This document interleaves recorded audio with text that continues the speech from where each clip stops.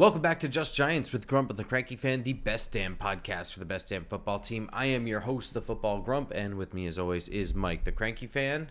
Welcome back after a really long weekend. Grump, I don't even know where I am anymore. I know, me either, man. I'm tired. We're recording this on Tuesday night, not normally Monday night, because we are so overloaded with sports and all of our teams actually being good for once in our lives. Grump, you were watching Game 7 for the Devils last night on Monday. I was in Indianapolis for work at the same time watching, my Bolts get eliminated, the Knicks lay an egg on Sunday, the Rays blowing a 5-run lead in the ninth on Sunday, and then today, me and friend of the show, Snacks, we went to Game 2 at the Garden. So my voice is a little shot from that, but hey, the alternative is our teams all suck, and we are wide awake and clear voices. So we will take this.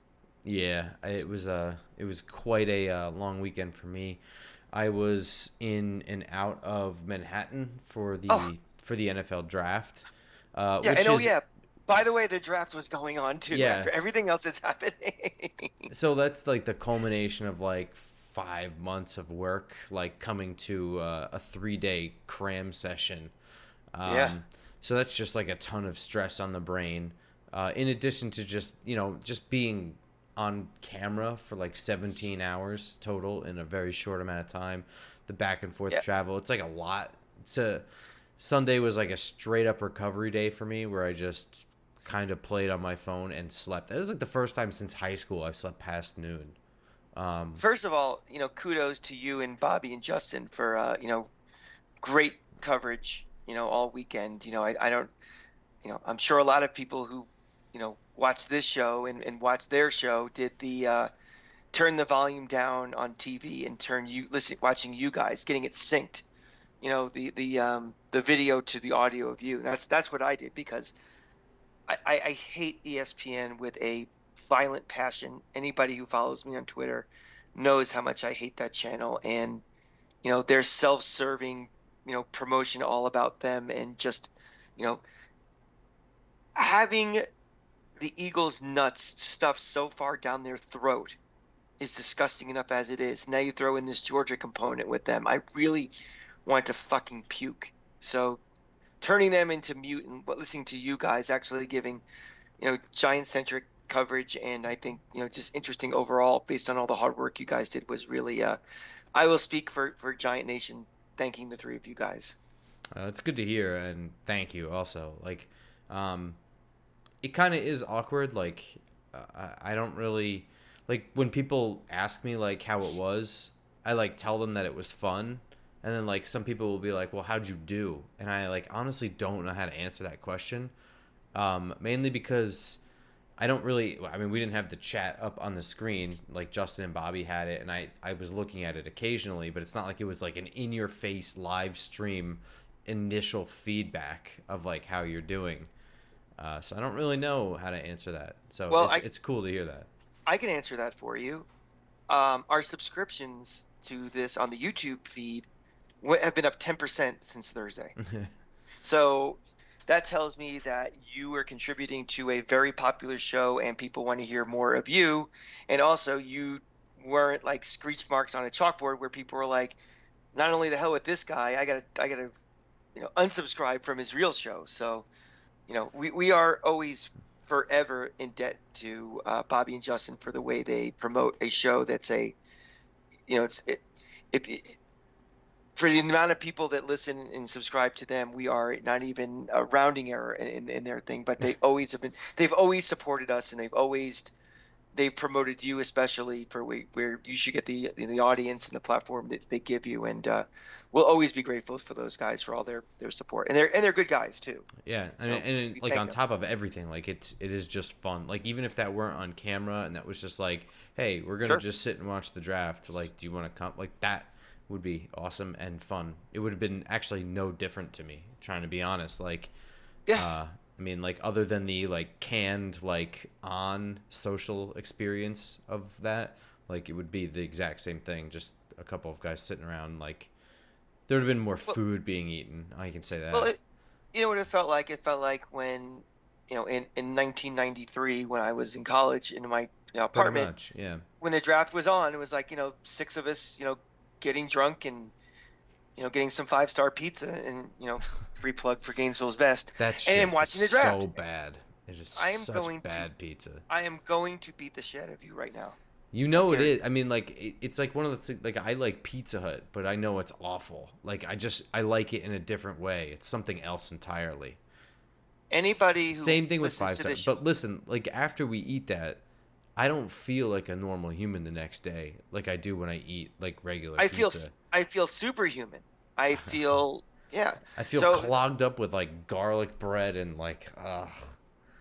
any of you crossover, Gators and Giant fans who watch this show, send all your hate mail to football_Grump, please. That's I, him I, talking.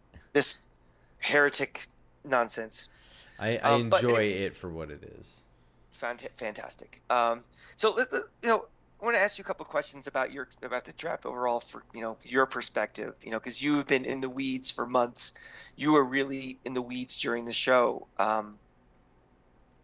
Overall, like, what's your high level takeaway from this draft? I mean, there's so much noise on Twitter and social media, and just from Giant fans who, you know, they judge the draft based on what they thought the Giants should pick and what their personal mock drafts are. That it's not really a reflection of how the Giants did. It's more of, I don't like it because I didn't agree with it.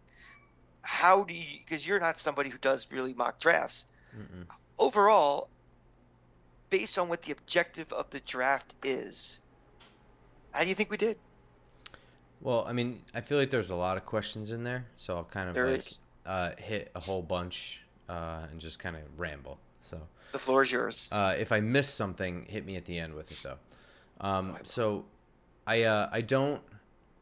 You're right. I don't do a lot of mock drafts. I would like to do more. I think that's more of an overly ambitious quality of myself. And then at the end of time, just kind of running into a deadline that I've put for myself and just running out of time. I do have fun with them. I think that's the most fun part of it. It's like the team centric way to do it, because like I've always felt like you kind of go in there with like sort of a shopping list, and like you kind of let the players fall and you have to like make pivot decisions. And I think that's like a really fun part of looking at the draft. Like, oh, if it falls this way, how do you pivot? How do you react? How do you reestablish your priorities? How do you change your needs around and your best players available? How does that change your big board up? It's a huge part of like doing mock drafts and shit that like is valuable and fun exercise, and I don't get to do it enough. But what I don't do and I don't want to do is read a lot of other people's material before the draft. I'm not really interested in what other people have to say before I look at people, because I don't want it to taint my perspective. And I've tried the method of like reading a prospect, but I've already done work on him, so it's okay now. If you do that, like I can't do it before like the week of the draft, because I will then go back eventually and so I'm looking at a corner from Penn State, right? Let's say I'm looking at Joey Porter Jr. and I've done my work on Joey Porter Jr. and I wrote my analysis and I feel confident in it, and then I read like McShay's write up or whatever, right? And he sees something I didn't see at all, and it's like really negative, and I'm like, oh, that's funny. And you think to yourself like, oh, who cares, because you won't watch him again. Well, you end up watching them again, because I had to watch this Maryland wide receiver and he's got tape against Joey Porter Jr. So then you do it anyway and you just talk yourself into shit. So I don't like to read stuff before the draft. I do like to read stuff after, because I think analysis of the way the draft fell is always kind of interesting, and what teams did or didn't do and what might be a winning strategy or whatever. I haven't done any of that shit yet. I am tired. And if it weren't for the Devils game, I probably would have Monday night. I mean, we probably would have done the show for starters, and I would have then Tuesday would have started doing all that stuff. But alas, hockey. Overall, the only thing I have really a thought about, and this I haven't really taken a 10-mile look at it yet. I think that this was maybe a really overall weak draft class. I think that there was a smattering at the very, very top of like elite athletes. I think there were a lot of very strong prospects that were, I had something like 22 first round prospects, which means I didn't have a whole first round Mhm. when I did my draft analysis. So you had a smattering of top end talent. Then you had a cluster of like day two talent. And then you started seeing teams drafting punters, kickers, backup quarterbacks that are not very good. Uh, Stetson Bennett. Stetson, I mean, dude, I I know that you like whatever, and you're justified in that, and you're correct. But the Clifford one is bad Mhm. from Penn State. I mean, that is a legitimate. There were people that didn't have. You get the point. Lot of really bizarre reaches, and not late either. We're talking fourth round, fifth round. That just tells me that I think the back end of the draft, GMs viewed as shitty. I mean, unless a lot of us had the wrong read on like Clifford. Maybe I'm totally wrong, and he's going to be a legit backup in this league or something. But I don't think so. How did the Giants do? I feel confident that they came away with everything that they needed to. I mean, I think that Giants fans would have lost their minds if they didn't get a wide receiver. I think they would have probably shit themselves if they didn't have a corner. But there was really no way a single Giant fan would have been comfortable not having a center coming out of this draft. Like a bona fide, like, oh, I get it. And like even as I'm saying this, like the consequences of him getting hurt in like camp or something like that are brutal because like that's how important it was, and they had backed themselves into this, and they got that. So it's hard at any point to come away from this draft and think that they didn't do well enough when they came away with top end talent at corner, center, and wide receiver. So I thought they did pretty well. I came away pretty happy. I was at no point disappointed. I was at no point confused, which I was like last year, where we had like players I had no work done on, and we were picking them fairly high up. Like people like Wan'Dale Robinson that I viewed as like, you know, sure they have a very specific role, but like a lot of really serious concerns. I don't have. I mean, the biggest thing. I mean, we'll get into it, but like, it's not a major concern. I don't have major concerns with anything here. How do you think we did? I mean, Well, I've been talking about the fucking draft nonstop for like forever. I guess my view of the draft is evolving over time, and it's a different perspective, I think, than you do. Because, first of all, I'm the first to admit I am not a tape warrior like you are, and I am not as knowledgeable in the nuances of each position and traits that you are. So I look at it a little different. I, you know, I am more and more I am more and more trusting of the 32 general managers in this league than worrying about what people complain about. I think that, we always have to remember that they are spending 70, 80 hours a week on this. You know, Grump is all the great work that you do and all the time that you put in. It's not even close to 70, You 80 are hours a week. somebody that, has never been a coach in this league, never had a job in this league, Nope. never. I think you played in like what, eighth grade, or did Yep. you play high school? Just You played about. eighth No, grade, did not go to high school. right? Um, you have not called one other team in this league. You have not spoken to one agent. I don't think you've talked to That's not one true. I player.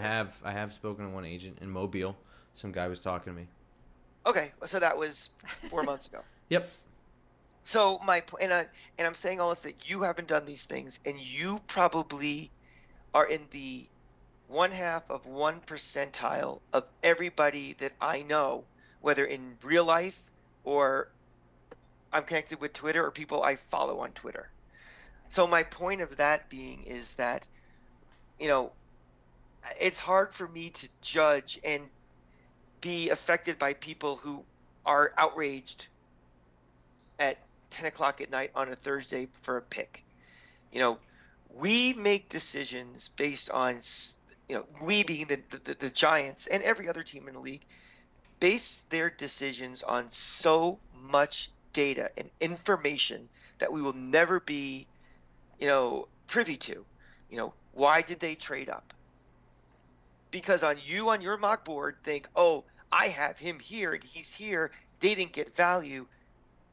No idea about what's going on with either rumors or plugged in or moles or anybody of another team's wanting to move up to get a guy or anything involved.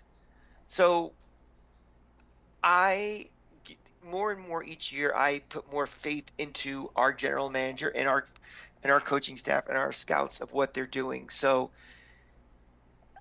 I don't know why this ramble is actually going, but to me, we all know we've said this for 5 months what the biggest needs on this team were, and they were addressed high, and they were addressed based on what they thought their value was. So to me, that's wins. And the goal of the draft is not to get the highest grade, not to win in a trade, not to compare ourselves with Philly, not to worry about what the Jets did. The goal of the draft, it is one of several pieces each year in a multi-year plan to become a Super Bowl contender.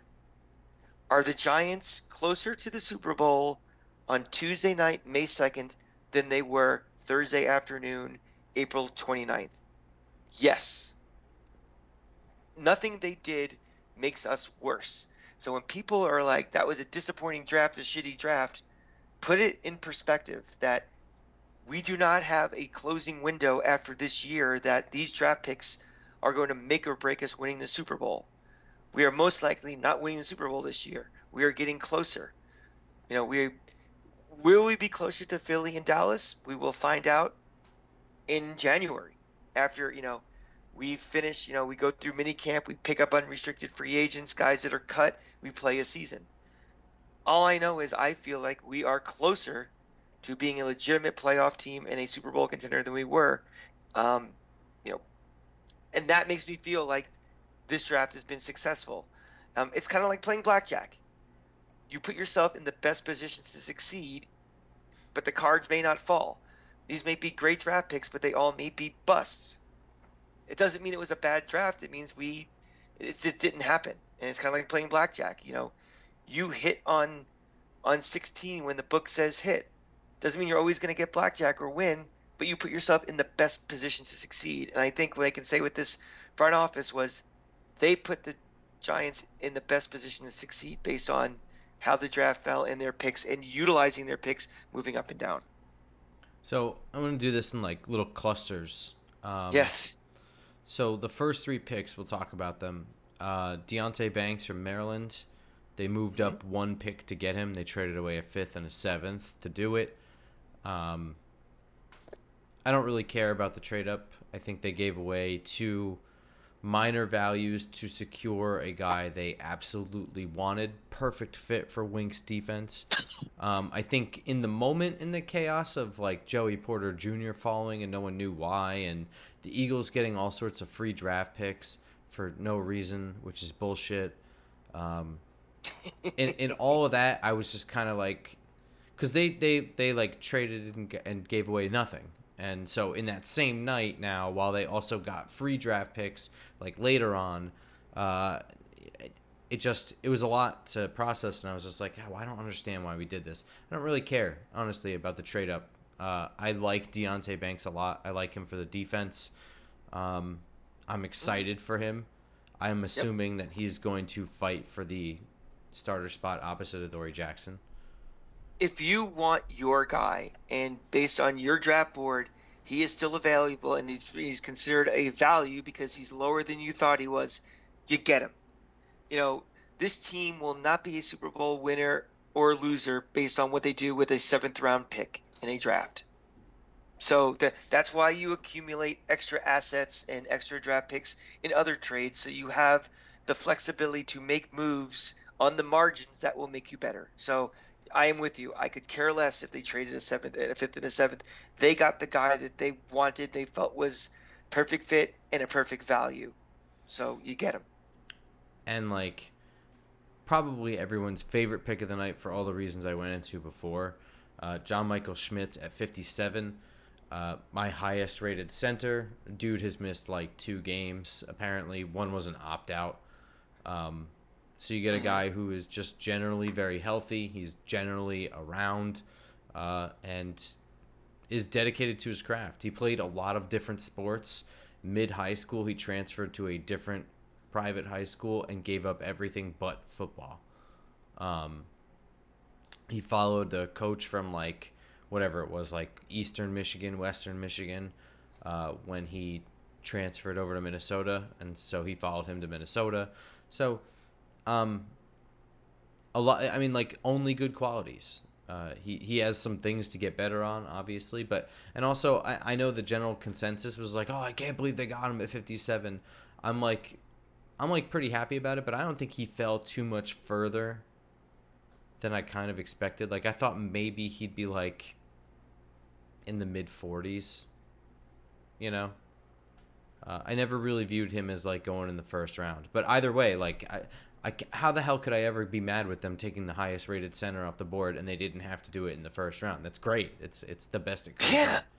of course. I mean, the core of this offensive line now is a guy who should be an all-pro at left tackle, who's going to be in his 5th year. Yeah, we didn't cover that. It's not really major Yeah, news, I guess, because everyone knew it was coming. But yeah, Andrew yeah. Thomas' 5th year option was exercised this morning, and that means he is guaranteed for $14 million next year. So we got, a guy who's still on a rookie deal, who's playing at pretty much a Pro Bowl level, an all-pro level rather, at left tackle. We have a very highly regarded guy at right tackle who struggled his rookie year, but let's put in perspective. Most tackles struggle when they're rookies. Still a lot of upside, a lot of potential. I'm still excited about him. And now we have, the highest rated center. So it's a position group that for the last decade we've been moaning about has been substandard, and we've really made attempts to improve really on the margins without really serious investment for long-term sustained growth. Look at this offensive line. This offensive line is a potential, with not a lot of work left to do, to become one of the real strengths of this team, which will make your huge investment in quarterback, you know, again, giving him the best chance to succeed. Yeah, I think I've covered. There's archives of me raving about the center position and how important it is. You got yourself also a dude who's super smart. I read a thing about how Bobby Johnson, when he interviewed him, had to like trip him up by asking him like tackle signal calls. Was the only way he could get him to get a question wrong, or something like that. So yeah, I mean, you get a super intelligent guy who's going to learn the offense. He's going to learn everything he needs to know. That takes a lot off of Daniel Jones. I mean, like the mental side of the game, he knows his protections are set. He can trust his center to understand. And I'm not talking about year one when I say this. Year one will be happy if he is picking up stunts and stuff like that. That's not a low bar. You want a rookie to be able to fit in. You don't need him to be Right. like Captain Insano out there. But like long term, as the two of them get comfortable with each other, they get comfortable in this same offense. Uh, Daniel Jones will just have to make one audible call to John Michael Schmitz, and then he can worry about his wide receivers and running back. And he knows that JMS is going to cover the rest of the offensive line. They all understand the new line call. And, all those times you see the play clock running down to 3, 2, 1, you know, in theory, that shouldn't happen as often. Mm-hmm. It's a lot less burden on him as well. Just trust in general. It's something Daniel Sure. Jones should, if he does have in his offensive line. I'm not really sure why he does. Um, Now, this one was interesting. Jalen Hyatt at 73 in the third. The Giants traded up, I think, from 89. They gave away their third and fourth round pick. I think a fourth round pick from next year. Yes. A third round. No. It was for this year. Yeah, Right? it was for this year. I mean, they gave up. They swapped picks with the Rams Yeah. in the third round, and they gave up their fourth round pick for Jalen Hyatt at 73. it's actually really close to where I graded Hyatt, which I thought I was going to get serious heat for because he was getting all kinds of media buzz at 25 to the Giants. All kinds of buzz. And I was like, I just don't understand how he could go that high. But now when you're talking around here, this is where I had him. This is where I value that talent. It's a lot of speed.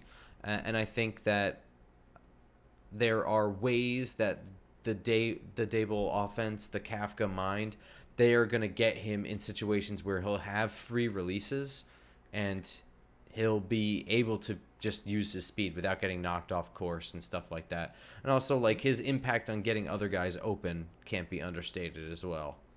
I mean, I'm going to give you the eye test. As an SEC guy, anybody who has 5 touchdown catches against Alabama, Good and point. I don't care if Alabama was the worst Alabama team in the last 10 years. That's still, them in Georgia are the gold standard for having 5-star recruits, guys who play above their stars and are NFL ready. And you do that against anybody in Division I, that's pretty impressive. Against Alabama, there's something there. You know, I know Tennessee's offense is a little gimmicky, but it's not, coming from the planet, Pluto. It's also like not that like Georgia Tech kind of offense or something that you could see. It's like, oh, I understand why that guy has like 17 touchdowns. Yeah. Whatever. I saw him with my own 2 eyes, and I went to Knoxville for the Florida game, and Gator defense is pretty porous, but there is talent back there in the secondary, and he was fantastic in that game too. So, this team needs speed, and speed is the best way to help to have playmakers and big plays, big chunk plays. So, it'll take me a little get over. He's from Tennessee, but I assure you, Giant fans, I will. He's not a Knoll. So I'm going to take this, since the Giants traded away their 4th-round pick, we'll do the next batch here all together. Giants took Eric Gray, running back from Oklahoma, Trey Hawkins in the 6th, cornerback from Old Dominion.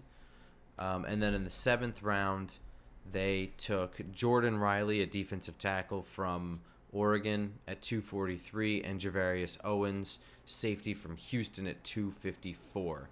So we're kind of talking about the back end of the draft here. We're talking about other stuff. Now, you can make some general statements here. I think depending on the position that you're drafting, there are different real answers for what it is.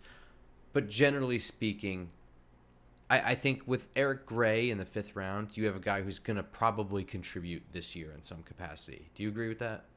I would think so. I mean, it's going to set up some competition in training camp, for the back. And also the thing is, we're all assuming that the situation with Barkley's going to be settled, but what if it isn't? What if this thing gets ugly and he doesn't sign his, he doesn't sign his thing? And I don't, yeah, we don't know. I mean, we figure, they'll work out something, but what if he doesn't? And, you have to be prepared. Or, what if Barkley gets hurt again or something? Yeah. This to me is more than just insurance just in case. I mean, to me, it's more like it's potential that, the backup running back on this team is going to have a kind of a significant role. And, we have a lot of kind of backups, like real backups on this team, for the last year or so. And he's a potential that he might be kind of leaned on a lot more than we expected. A younger guy with less miles on the tires. I mean, granted, we don't have a lot of guys with a ton of miles, but still, it will raise the competition for a position that's probably more important than people think it is right now. I mean, I think it's more. I mean, yes, everything you said is true. Like, I think it's true that he could be potential insurance. It's another guy on the roster that's not just like a scrub guy scraped off the street to potentially fill the role in the event that negotiations go south or Barkley gets hurt. But I do think the Barkley getting hurt thing is a legitimate insurance plan here because there was a moment where we had no Barkley last year. I think that everything they're doing is they have this kind of small window. I do think they're trying to sign Barkley to like a 2-year kind of deal. I think they kind of want to keep them lined up with Daniel Jones. And in those 2 years, they plan to have Barkley healthy and not having to take 50 reps a game. You know what I mean? Well, Like, well, so I let's look mean, at I do think that they do want to split carries. I think they want to do like a little bit of what Dallas did with Ezekiel Elliott and Tony Pollard. I don't think Eric Gray necessarily is going to become the lead back at any point, but I do think that there needs to be a better stable behind Barkley, not including Barkley, behind Barkley. There needs to be a better stable of guys to complement him and replace him when he gets hurt. there's also the real possibility that, say he signs his tender this year, this is the last year of Saquon Barkley, period. Sure, You know, absolutely. I mean, I like mean, I said, whether it's this or 2 year deal, I mean, we're not talking about super long term anyway. yeah. And, again, having somebody as part of that rotation who can, be even if he's not going to be the heir apparent, if Barkley is not re-signed, next year, or they trade him, or whatever, you want him to be part of that mix, that will challenge for significant playing time next year and the year after. Remember, drafts should not be looked at as what will you do for me in the year you draft. It's the next couple of years, over the term of that rookie deal and potentially beyond. So this is definitely a pick to me that's like a lot of things can be answered with it. A lot of different scenarios it could be slotted in for. Yeah, yeah, absolutely. And we'll see how he's used in camp. I think this means bye bye to Gary Brightwell probably though. And, I'm sure that, I mean, I'm not gonna throw him out, but I mean, I think his time here is numbered. He is a holdover from the old regime. He was kind of a questionable draft pick to begin with. I don't think he plays I mean, he's a running back that belongs in the NFL in some capacity. But I mean, there are lots of them, and he's not this regime's guy, and he's certainly not the same talent that Eric Gray is. So I mean, his odds are stacked against him. I'm sure they would like to keep a guy in the system who ran actual offensive plays like on the roster somehow, but it'll be tough for him. A rising tide raises all boats, and when you bring in more and more talent, there's more and more competition, and the people that survive and win will be better than the people you had before. Gary Boatwell. Anyway, sixth round pick, Trey Hawkins the third. I actually called this pick at 209. I did very minimal work on him, but the idea is that he's a tall, long, fast corner with sticky man coverage instincts. He is a press man corner, but he does like to come up and hit in the run game. He still tackles like a DB. He's not a form tackler. He likes to lay the wood and whatever. But I think that's just, obviously we're talking about sixth round. This is not a guy who's competing for a starting spot.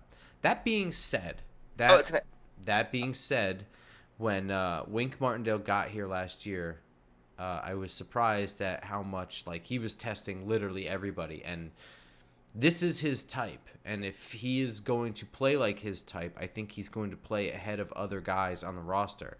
I don't know. What do you think? Well, I was going to ask you. My question for you is going to be obviously not the same skill level or skill set or same talent, but is he a similar type of cornerback to Deonte Banks? Similar type, yeah, absolutely. They play the same, the same basic, press coverage and yes, in that they are the same Martindale mold. Yeah, they are tall, they are long, they are fast, and they play press man corner. They like to tackle, they like to hit, and this is Deonte Banks too. Deonte Banks actually. I don't know how he did it, but he did tear a labrum in 2021. I'm going to assume that had something to do with contact. I don't really know. I have to look into that. But just in general, they both like to hit. It is very much the same mold. And by hit, I don't necessarily just mean tackle, whatever. I mean when it's a run play to their side, they are anxious to get off the block and make the tackle, not willing, want to. It is a different thing. You know what I mean? It's not a come to me thing. Giving you a shoulder. Yeah. No, sir. This is a come and get it kind of thing. Right. Okay. Anyway, I do think that He's going to get his reps, and if he earns them, I think Martindale will give them to him. This is still a DB room that they are buying numbers to bring in. A lot of on Uber Eats purchases hold over from last year that earned their place, but not necessarily their future, right? Like, I don't know. Yeah. I'm just going to throw the Nick McLeod out there. I think Rodarius Williams' name is probably a thing of the past around here, given the way things kind of went for him. But nevertheless, he was a guy who got reps early, and also he got an interception for a team that did not generate a lot of turnovers last year. Ro Williams did get one. So who knows? I do think that he'll earn his time, though. I mean, 2 of their first 5 draft picks were cornerbacks, so they are serious about upgrading the position, and and not just upgrading the starters, upgrading the depth. 2 of their first 5. Wouldn't it be? I see what you're saying. Yeah, because we skipped a 4th round pick. Yeah. Right. I get you. Yeah. So that's we knew it was one of the 3 major positions of need, and it was addressed, and it wasn't. And again, like I said, you have to combine. You have to look at not just looking for 3 starters. You also need depth guys also in the lower part of the draft. So, it's been addressed, and it'll be one of the things we're definitely going to be watching at training camp is seeing the cornerback battles. Yeah, I really am anxious to see how he pans out. I don't have like any kind of affinity. I mean, I guess I'm rooting for him, right? I'm rooting for every Giants player to be great. But like, of course, I'm not like riding the like, oh, that's my guy kind of thing. But like, I'm legitimately interested. I do think that like he can earn as much as being like the first guy off the bench in certain situations. I think Wink is that guy that will give reps to people who earned it.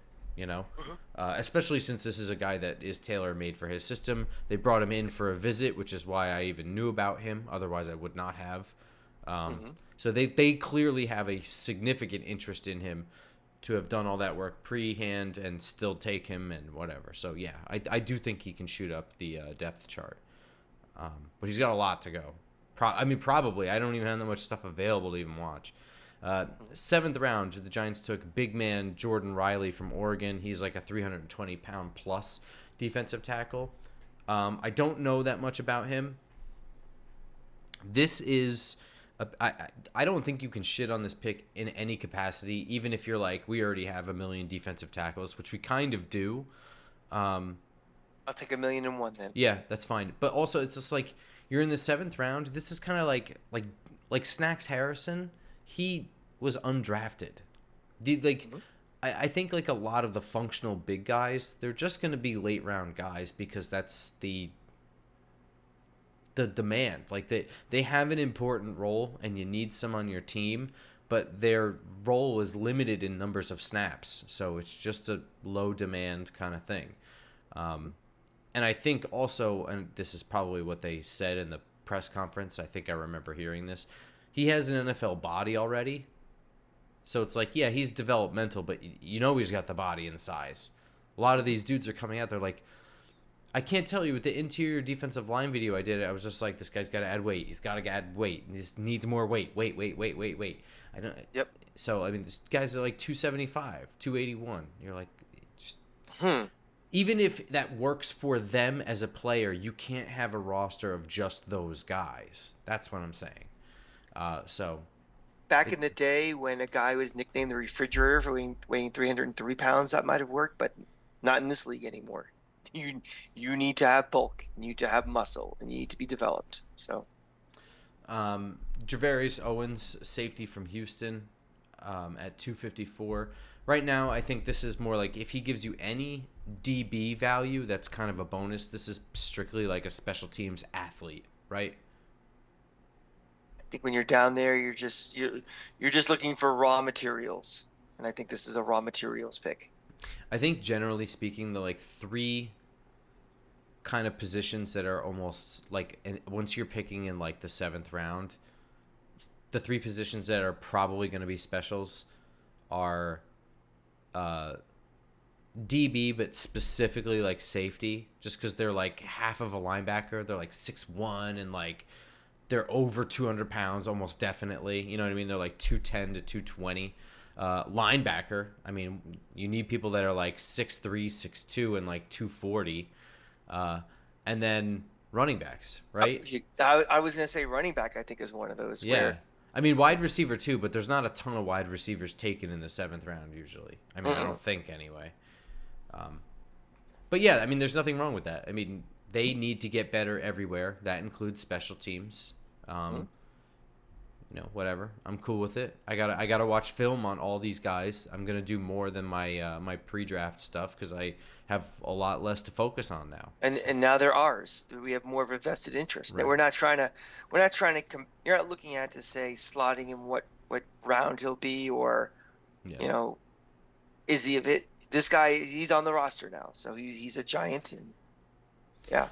So I that do sets want up. to hang on. I do want to talk about. They did bring in some undrafted free agents and like rookie camp invites, and there's some interesting ones in there. For starters, Bryce Ford Wheaton. They spent a lot of money to get him as a undrafted free agent. I'm surprised he was undrafted. I had a 5th round grade on him, I think. You and I think this is like kind of replacing the Colin Johnson thing. I think that's not going to happen, but you have now a big, tall, fast guy. I think also he can kind of, I don't know. I think maybe there's a way that he can run some Jalen Hyatt routes or something like that, where if there's a play specific to him that gets a free release, I'm thinking probably he can do stuff like that as well. Not in place of Jalen Hyatt or whatever, but just like the same route. I think he could run it. Feels like a pick that was like Ramsey's Barden was, a generation ago. Just like a big, tall guy, and why wasn't this guy drafted? Why wasn't it? Oh, except the Giants traded up into the 3rd round to get Ramsey's Barden. Yeah. But like when we saw something, you look at the skill set, and you're like, why isn't this guy going to be a star? It just never was. So.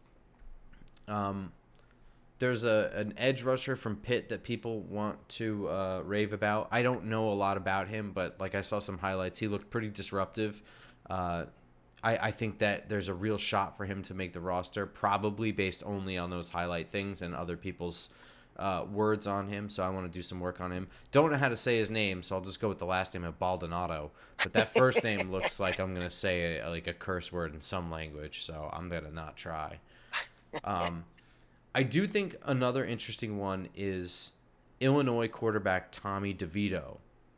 I think that one's legitimately interesting, not as a challenge to Daniel Jones or anything like that, but if you think about that Illinois offense, it's not all that unsimilar to what the Giants kind of were running. A lot of zone read kind of stuff.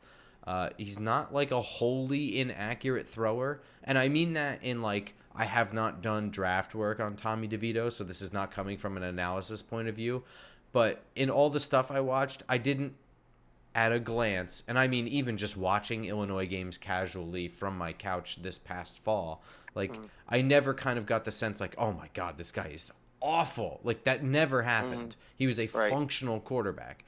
And you think about him, I don't know, right? I mean, I think this is probably like a camp arm. I don't know if they're going to carry 3 quarterbacks. I don't think he's going to win that second quarterback job. That is interesting, though, because they'd save a lot of money getting rid of Tyrod Taylor. I'm not trying to project anything. I do think it was a very, very, very curious quarterback selection for his skill set. I'm curious to dive into his film work to see exactly what I think of him. But I don't think that this is like a throwaway UDFA or anything like that. I think there was a lot of intent to get Tommy DeVito specifically. I wonder if they got intel that somebody else was interested in him and just picked him up, and could be like a trade asset or something, or something. Maybe. I don't know. I mean, like I said, this is an undrafted quarterback, and fucking people like Sean Clifford were drafted. So we're not talking about some, emerald here. But I don't think it's an accident that he is not horrible and ran a similar offense. Like, I think it's very clear he's going to be like a practice squad guy to run other offenses, whatever.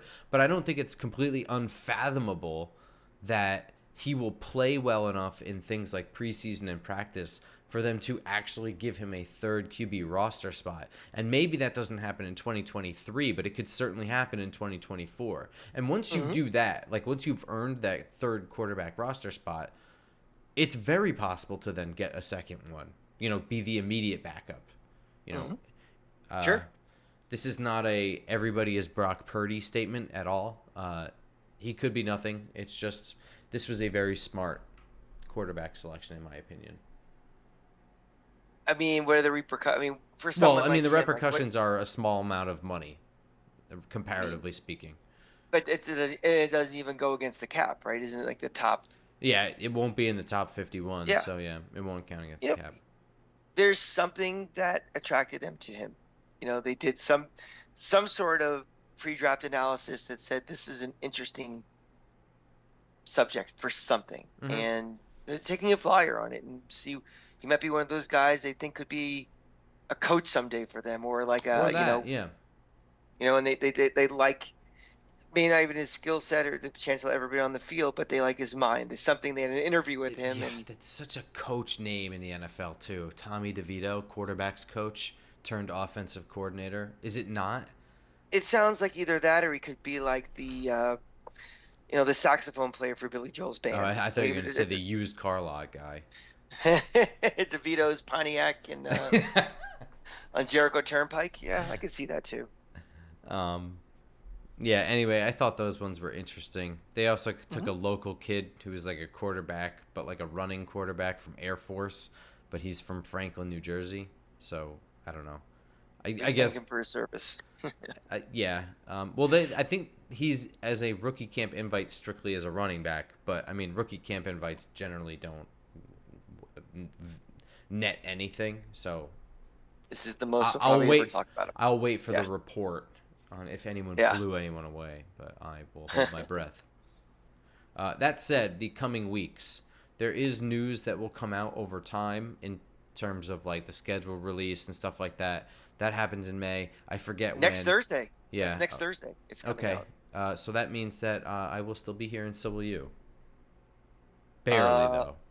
Yes, I have an upcoming major trip to Dubai for a couple of weeks, so I will be. But that's Friday, so. That's Friday, yeah. So the draft comes out. The schedule launches the Thursday, the night before. It's like 8 p.m. So yeah, I don't even know if we're gonna be able to do something on that immediately, will we?